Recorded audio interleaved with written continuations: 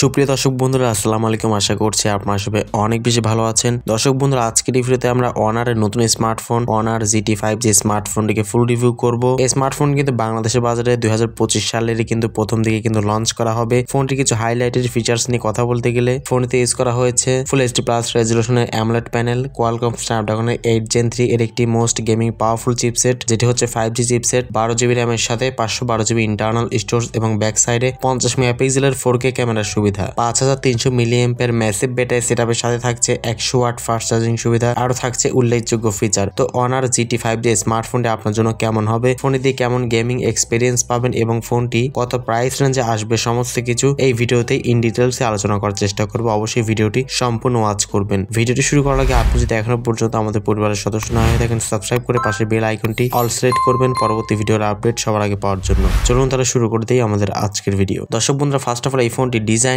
এবং লুকস নিয়ে কথা বলতে গেলে এই ফোনটি একদম ইউনিক কোয়ালিটির ডিজাইন রাখার চেষ্টা করেছে। ফ্রন্টে মিডল পাঁচল ক্যামেরা এবং ব্যাক সাইডে দুইটি ক্যামেরা ইউজ করা হয়েছে এবং একটি ফ্ল্যাশ লাইট থাকছে। ব্যাক সাইড ডিজাইনটি একদম ইউনিক কোয়ালিটির মনে হয়েছে আমার কাছে এবং এই স্মার্টফোনটি কিন্তু IP65 dust and water resistance use করা হয়েছে, যেটির মাধ্যমে টুকটাক বৃষ্টির ছোটে ফোটা এবং কোনো প্রকার পানি লাগলে সমস্যা হবে না। ফোনটি পোর্টস এবং বাটন নিয়ে বলতে গেলে ফোনটি থাকছে ডান সাইডে ভলিউম আপ এবং ডাউন বাটন এবং পাওয়ার বাটন, নিচে থাকছে 3D speaker, type-C port, microphone, কোনো প্রকার 3.5mm হেডফোন জ্যাক থাকছে না। এই স্মার্টফোনটি ডিসপ্লে সেকশন ইউজ করা হয়েছে 6.7 ইঞ্চি সাইজের একটি ফুল HD+ রেজোলিউশনে একটি অ্যামোলেড প্যানেল ইউজ করা হয়েছে। ডিসপ্লেতে আপনার পেয়ে যাচ্ছেন 120 হার্টজের এটি রিফ্রেশের সুবিধা, ফুল HD+ থাকছে এবং অ্যামোলেড থাকছে। তো সেক্ষেত্রে অবশ্যই আউটডোরে ডিরেক্ট সানলাইটে ফোনটিকে ইউজ করার সময় কোনো প্রকার শার্পনেসের ঘাটতি আপনি ফিল করবেন না এবং ব্রাইটনেসটাও ভালো ছিল। 120 হার্টজের রিফ্রেশে থাকে অবশ্যই স্মুথ একটি ফিল পেয়ে যাবেন ফোনটি ব্যবহারের সময়। ফোনটির পারফরমেন্স সেকশন ইউজ করা হয়েছে অ্যান্ড্রয়েড 15 এর সুবিধা, ম্যাজিক OS 9 ইউজ করা হয়েছে, কোয়ালকম স্ন্যাপড্রাগনের 8 Gen 3 এর একটি 4 ন্যানোমিটারে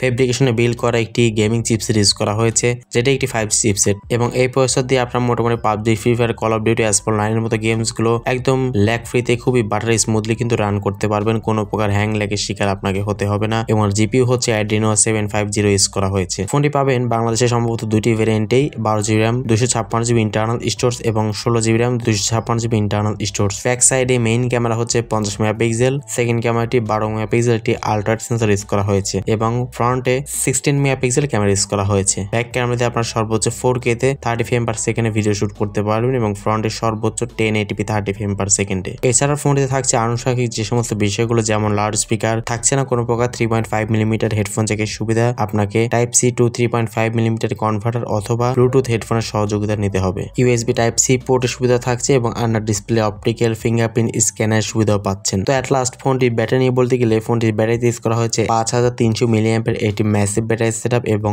100 ওয়াট একটি চার্জিং সুবিধা, যেখানে মাত্র 15 মিনিটেই 60% চার্জ করতে সক্ষম এবং 5 ওয়াট রিভার্স ওয়াট চার্জারও কিন্তু ইউজ করা হয়েছে। তো এই তো ছিল মোটামুটি অনার GT5 যে স্মার্টফোনটি কিছু স্পেসিফিকেশন। এই ফোনটি আপকামিং বাংলাদেশে অবশ্যই আসবে, তবে আনঅফিশিয়ালি আসার সম্ভাবনা এটাই বেশি। তবে এই ফোনটির প্রাইসটি বেস ভেরিয়েন্টের প্রাইসটি হতে পারে বাংলাদেশে আসলে 38 থেকে 39,000 টাকা প্রাইস সেগমেন্টের আশেপাশেই হবে এমনটা এক্সপেক্ট করা যাচ্ছে। যদি এই প্রাইস রেঞ্জে আসে তাহলে এই ফোনটি আপনার যে কেমন লাগলো কমেন্ট সেকশনে আপনার মূল্যবান মতামত অবশ্যই জানাবেন। আজকের মতো এই পর্যন্তই। আল্লাহ হাফেজ, আসসালামু আলাইকুম ওয়া রাহমাতুল্লাহ।